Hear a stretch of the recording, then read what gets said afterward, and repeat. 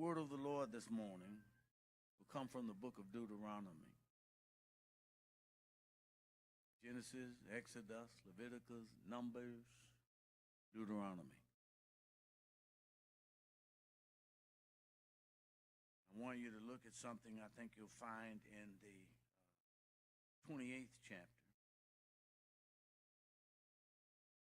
If you're still looking for it, say, wait. I see y'all turning leaves, so I'm going to wait anyway. And as always, I do pray that you pray for me. This is not an easy job because there's a number of people in the sanctuary today, about 75 people. Each of you have a personality. And often people try to shoehorn their personality into yours or yours into them. We're all human, Mike. The gentleman that was sitting with you, tell him I noticed that the young lady that was on his lap was singing, "Come Let Us Adore." There she is, yeah. She was singing, "Come, I saw you singing, sweetheart." And it's amazing that sometimes people of that ilk can participate, and older people sat silently by. That 58th verse is where I want to begin reading. The chapter is 28, right? At 58, come on. We're going to read together. We slow down at commas, stop at periods. If you get to a word you can't enunciate, just words them. Nobody will know you don't know how to say it. And that way we can read this together. 1, 2, 3, read. If thou will not observe to do all the words of this law that are written in this book,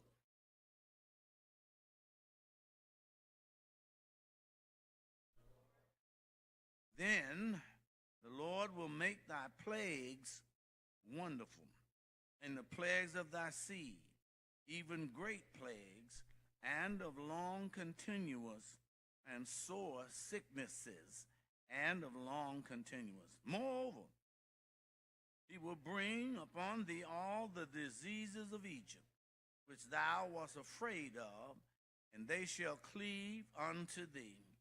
Also every sickness, every plague, which is not written in the book of this law, them will the Lord bring upon thee until thou be destroyed. And ye shall be left few in number, whereas ye were as the stars of heaven for multitude, because thou wouldest not obey the voice of the Lord your God. You can be seated. Too often, people like church and they only like encouraging words. Every now and then, a whipping is the best kind of medicine some of us need. I know, and as your leader, this is not the kind of sermon that I would prefer. But the Lord says every now and then we need to be reminded that there were some people before us who did just what we're doing. Everything else is important, including the economy and all of the things that we drive and dress and drink, all of our cruises and playstations, everything that we're doing. A person drove up on the parking lot the other day asking the church for some help. 4 kids in the car, and every one of them had a cell phone. You understand what I'm saying? So I'm looking at the lady, asked me, could she get help from us? She didn't know what to do with what she had. I guess she thought I didn't know what to do with what I had. And I told her, now the church could help you, but it will not, because your decision making is problematic. Sometimes that's hard.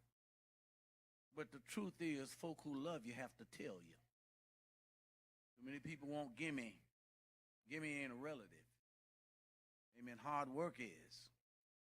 Saving. I tell you all the time, people want to be rich, but they don't want to work. They want to be smart, but they don't want to read.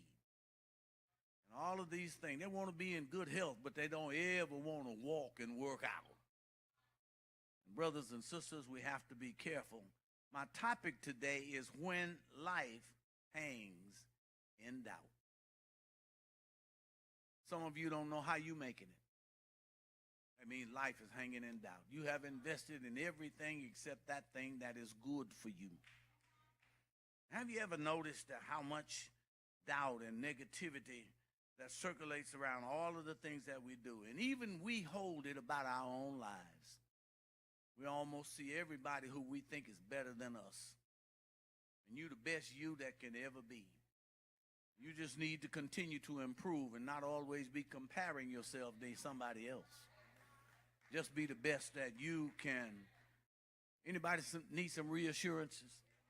And that's why people are. Folk need to be reassured. They always hear what they're not doing, what they haven't been able to accomplish. But when you can tell people there's a gift inside of you, there's a treasure that lays inside of you, and you just need to encourage them to take a risk so that they can be successful. I tell you, God is well aware of our skepticism. Oh, yeah, he knows we have it about everything. The stove turn on, and all of a sudden you think it ain't working, but you forgot to pay the bill. You can help me with this. I tell you, in the text today, I want you to be sure that God made and knows everything about us. So here in this text, he comes before his chosen nation, Israel, and brings them face to face in what looks like a trial. You don't have to go to court to have a trial. You just need to judge like God. God can meet you in the dark, out of the way places and put you on trial right then and there. And brothers and sisters, the thing about God, he can come up with evidence from yesterday that you know might cancel your tomorrow. The children of Abraham are now confronted. They've been given alternatives, and they come because the outcome hinges on the choices that they're going to make after the trial. Making sense? See, sometimes God can point a finger at you. You point your finger at me. And he's trying to tell you something that may save your life, that may help elongate your career. But because you don't like the finger being pointed at you, you don't like the advice he's about to give you. He begins with a blessing. This is a confrontation. You get a chance, you can look verse 1 through 14. He confronts them every now and then. And sometimes those of you who grew up, some of y'all weren't born grown. And your parents had to kind of tighten you up, to loosen you up. And some of those things, when you look back on them, you have a better appreciation for them after it happened than while it was happening. And this is what the text is trying to tell us. Lord, help me preach this. The major portion of the debate is really judgment. Too often we like a long conversation. But notice the judge, he lets all of the lawyers give all of the conversation. All he does is give the verdict. And sometimes the trial lasts for 2 months, and the verdict lasts for 2 words: not guilty. I wish I had somebody in here. And this is what I'm saying that God is trying to tell us, even in the Bible. We know that he is a mighty good God. But there are times we get so used to how good he is until we take advantage of him too. Let me see. Let me talk to this side. This side over here making enough noise. Y'all quiet over there. Hello. Let it not seem strange that God knew the hardness of their hearts. In the 5th chapter of this same book, Deuteronomy 29, he said, oh, how I wish they would fear me. That's God talking. He said, oh, how I wish I had put the spirit of fear in them, that they would not look at me and walk away. They would listen to me and still hear and understand and embrace what I was trying to say to them. He said, I wish they would obey all of my commandments so that I can make it be well with them and their children forever. Lord have mercy. So blessings were promised back through 1 through 14. It included political correctness. They didn't have to worry about strange enemies coming and taking what they had. They didn't have to worry about other armies being larger than theirs. They didn't have to worry about people having greater weapons than did Israel. Because if God be for you, somebody ought to help me. I mean, you've been in life where folk have run you down. They've talked to you. They took you off the easy street and put you on a dead-end street. But somebody came along and spoke a word into your life and said, God is not through with you yet. And things change, and all of a sudden, folks, how did you get that done? And you have to be able to tell them, I didn't do this by myself. But I know somebody. Come on, somebody ought to say, I know somebody who can change midnight in the day, who can change sorrow into joy. Oh, help me, God. And this is what happens when life is in doubt. So I move on because their crops would flourish. God said, you put one seed in the ground, I grow up two things. Yes, instead of having one calf, he'll have two. God was trying to tell you, I can twin your blessings just like I can change your blessing. And then 8 to 12, he said, witnessing to the Gentiles, he wanted their crops to flourish. Sometimes God want to bless you so you can brag on him. Am I right, Elder Cheatham? That's how God is. Sometimes God will give you a better job so you can brag on him. Yeah, he can put you in a nice neighborhood. You know you don't deserve to be there. You ain't got no business working in there, let alone living in there. But the Lord can fix it so all of these things, Manisha, can happen to you, and you didn't have anything to do with it. And then as soon as somebody say, man, you sold it, out come you. I went to school. So did the janitor. He just didn't get a degree. Yeah, I stayed up all night. So did the guy under the bridge. Yeah, see, you start popping off of what you did. But if it had not been, come on, somebody, for the Lord who was, woo, I don't know where I'd be. Let me turn the corner. Israel obeyed not, and ultimately failed in the mission. Obedience would have lifted them higher. That's what obedience will do for you, Brother Keith. It'll make things come out better. Stuff that's perplexing can be made plain when you turn it over to the Lord. Oh, yeah. And he said, he told them through verse 3 through 8, I can make you richer even if you ain't working. I was trying to understand, missionary, whether they had a lottery back then. Because that's what most folk want to be made rich without working. The only work is to go by. Y'all know them. And God's trying to tell us sometimes life just hangs in doubt. Brother Macklin, sometimes God just want to keep you safe. We don't appreciate, first of all, the safety. Because it would not matter what you owned or what you had if you weren't safe. Our world is troubled. Amen. Some people lie at the drop of the hat if their lips are moving. Come on. And everybody keep thinking that they ought to have free this and free that. And you know, we're born with the right. They said all men are created equal. It didn't say all men going to live equal. We have something to do with that. And so Moses had given Israel a detailed instruction. And that's what I love about the Lord, Elder Donald. He don't just leave it up to me to come up with what I need to know. He said he gave them detailed instruction from the Lord to the people. And the whole idea was to help them prepare for entry into the promised land. Now watch this. God had already made the promised land before he made Israel. And some of your blessings God has already made before he made you.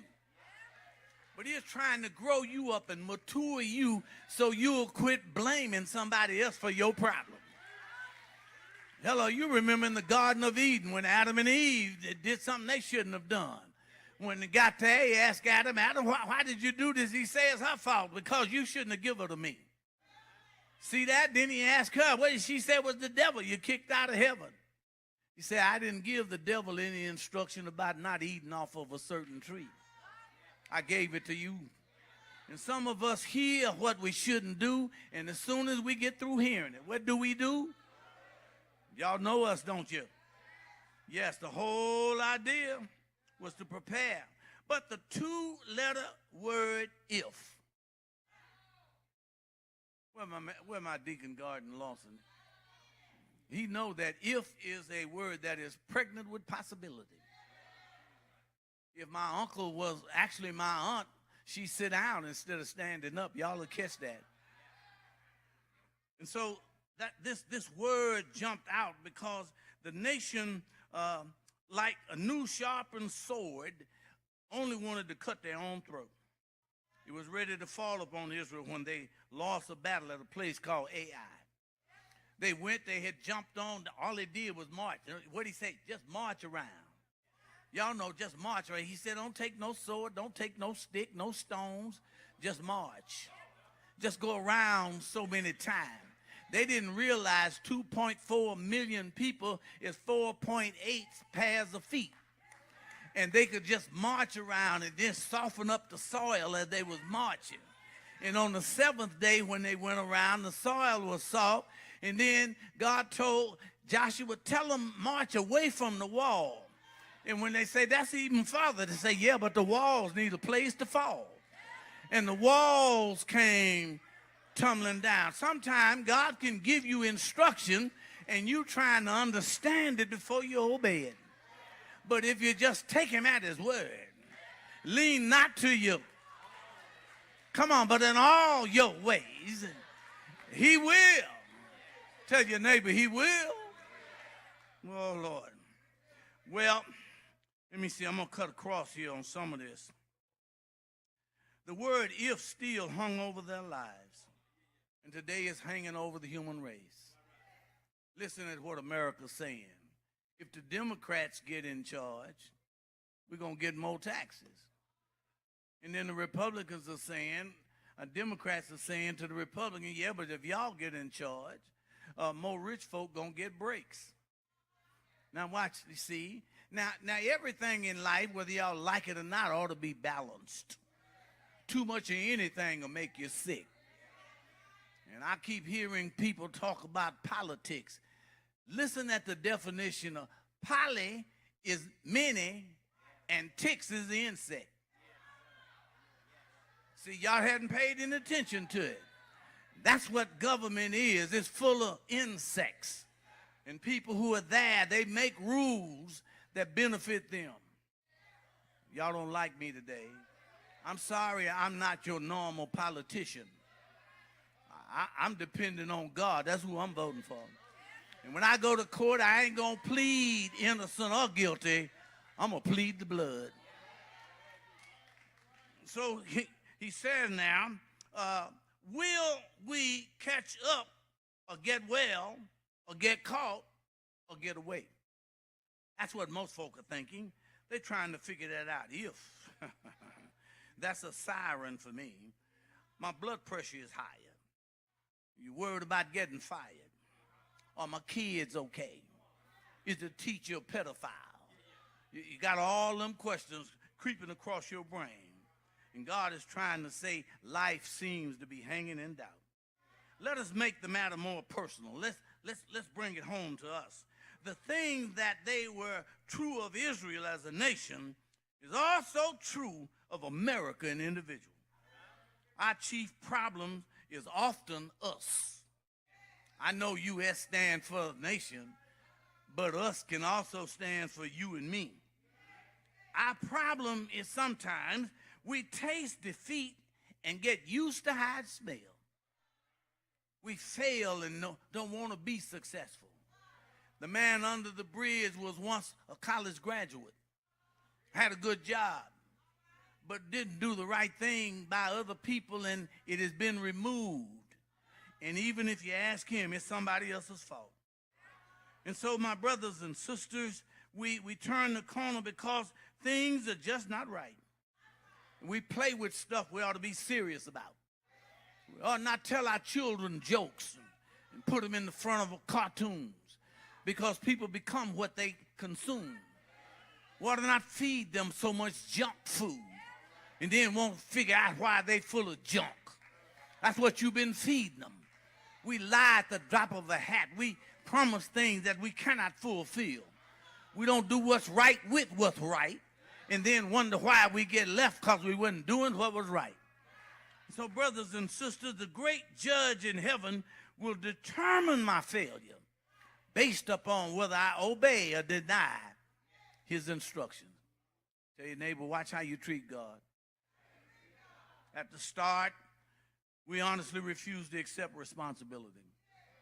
It's rightfully been laid in our hands. You are in charge of you. You may not like that, but you are. The wise men of the earth have always recognized that truth.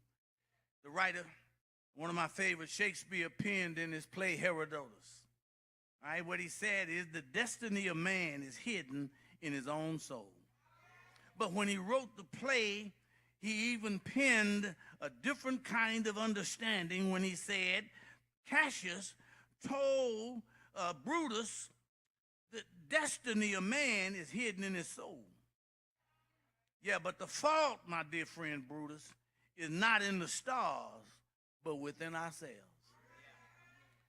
Shakespeare said, to thine own self. We lie to us first. Come on. You got to tell yourself you're going to get away with it when you try to do it. I know y'all don't like me, but I'm doing the best I can. As long as we stand in our own way, everything will seem like it's against us. We blame our family when it ain't my family, it's me. Everything I've ever done wrong is all me.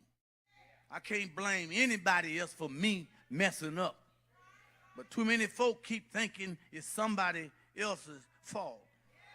Y'all help me. I'm trying to head out of town now. I am. I'm trying to get where I'm going. And so the idea is that everything is not against you.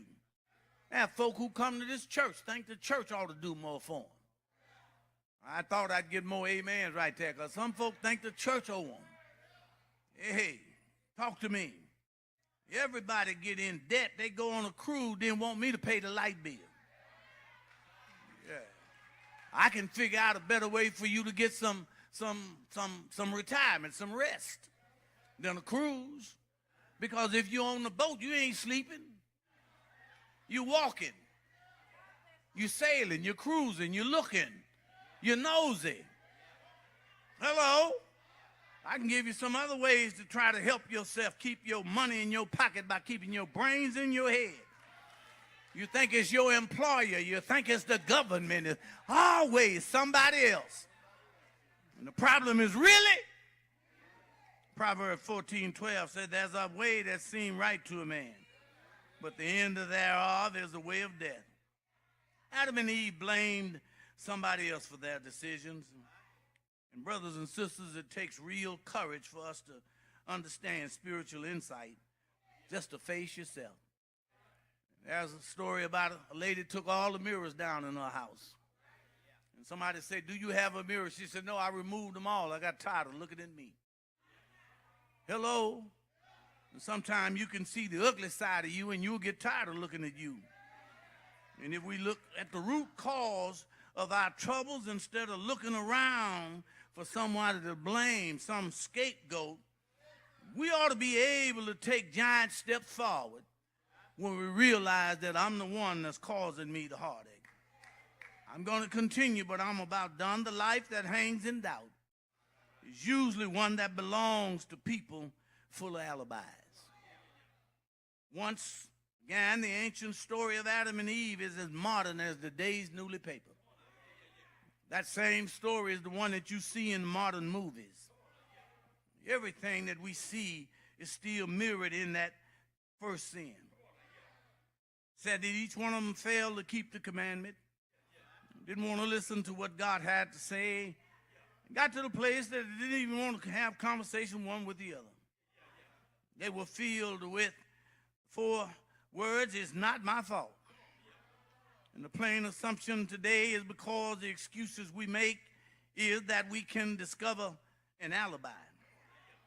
And the alibi will always be outside ourselves. We can't escape the responsibility for being the way we are. President Lincoln had a soldier they brought to him that had a string of dissatisfactory performances. And when Lincoln interviewed the soldier, the man gave so many excuses until the president said that the soldier had a disease called "I can't help myself." And churches today are filled with members that suffer from the same disease. Oh, Lord. And people on the job are late because of traffic, not because they got up late.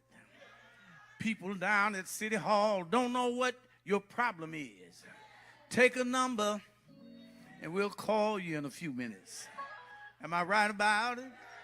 They don't have enough help down at the pharmacy. And that's why pills are not always what's on the prescription. You couldn't read it because it was written in Latin. And the pharmacist can't read it because he's too busy, because he don't have enough help. Am I right about it? Your meal is not right when it comes from fast food, because they cooked it too fast or put it together too quick and put it in the wrong paper. And there you are thinking you eating a cheeseburger, and it's actually all a fish sandwich with the fish ain't fully fried. That's what happens when life hangs in doubt. Come on, somebody. You ought to help the preacher today. Yeah, sometimes things don't work right because it wasn't right when you started. Therefore, it can't end right because it began wrong. And when you can love people just because they're human beings, you will know that God can love you. After all, He made you and know all about you. If you don't believe me, tell yourself, I'm handmade. I am His.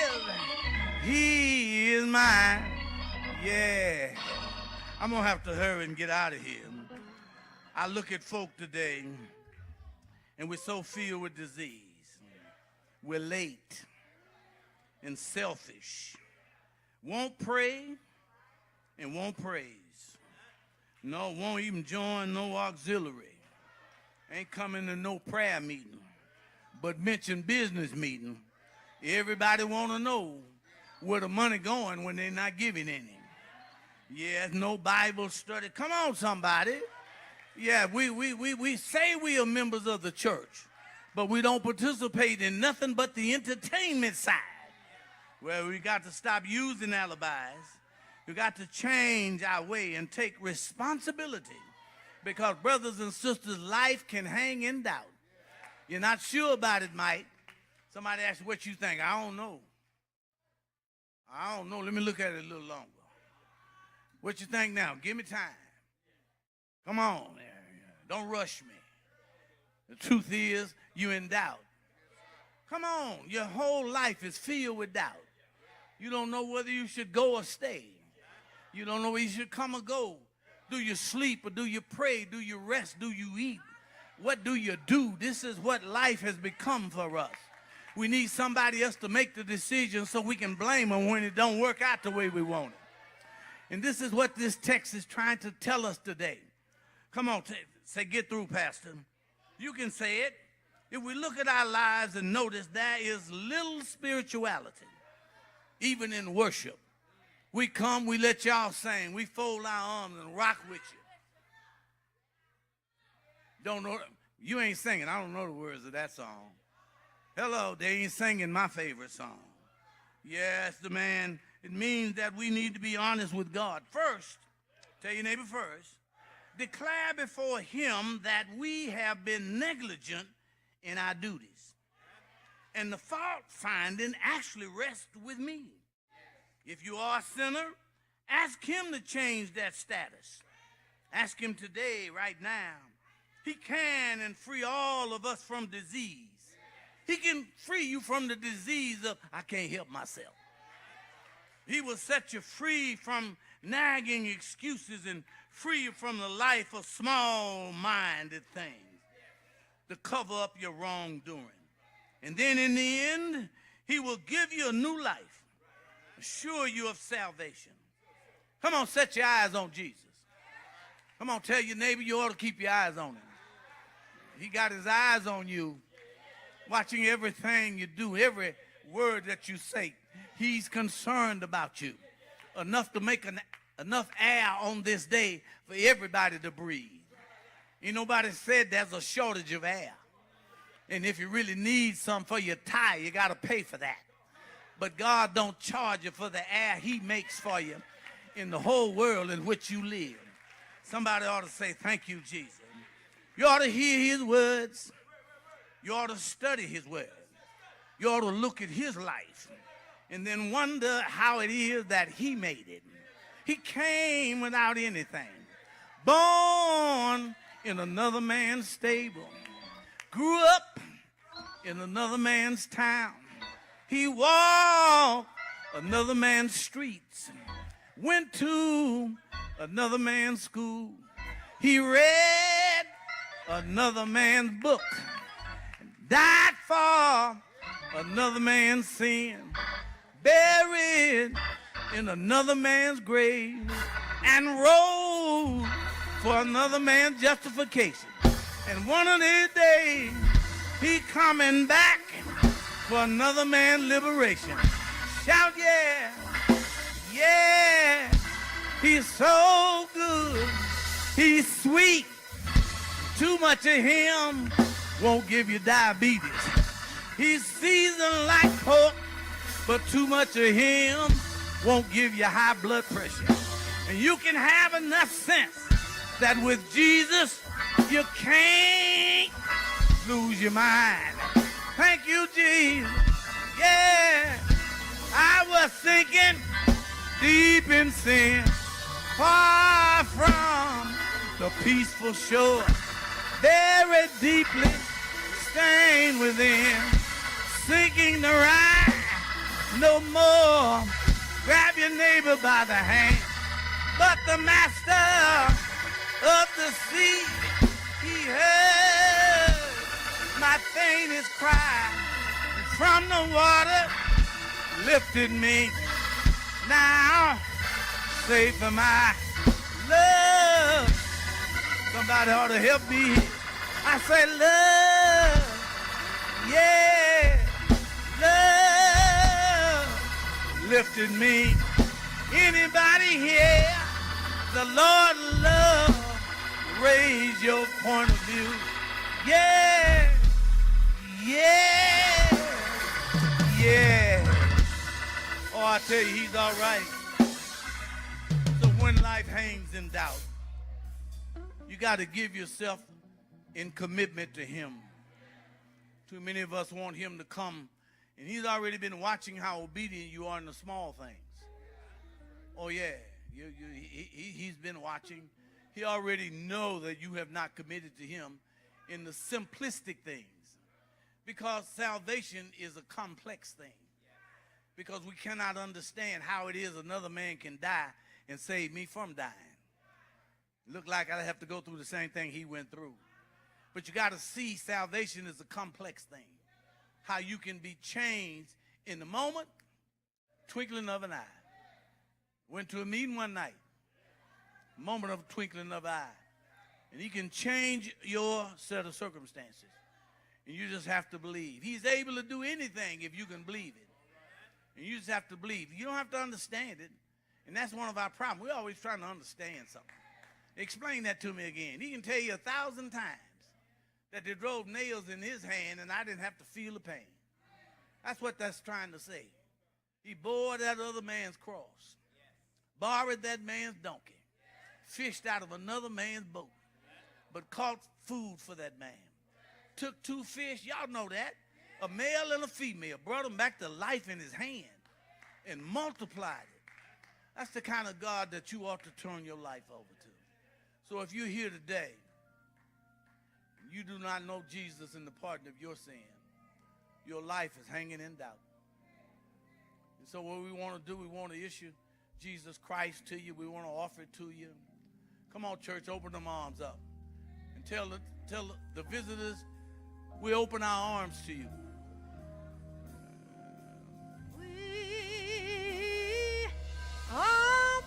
That's what we want to do. To you. Oh my. Oh my sister, he will give. That's what he can do. New life. He can give you a brand new life. New life. Life abundantly. So come. If you're wounded and sad, come on. he'll be the best friend you ever had. To cry. That's what we believe. It's why we do the things we do. That's why we go the distances to which we go. You've had people say to you, you know so-and-so don't like you. Why you still trying to help them? You have to be able to say to people, if I don't help him, I can't ask him to help me. But if I help him, regardless of how he treated me, because one day I treated him bad. I mistreated him. I went my own way. I did my own decisions. But he found where I was. Cared enough about me till he followed me into a dead end. Hello? And then went back to the corner and posted a sign that say, post it. Keep out. Until he changed me and brought me from a dead end to a thoroughfare. And that's what you have to believe about Jesus Christ. Don't try to understand him. Just instruction. Just obey him. So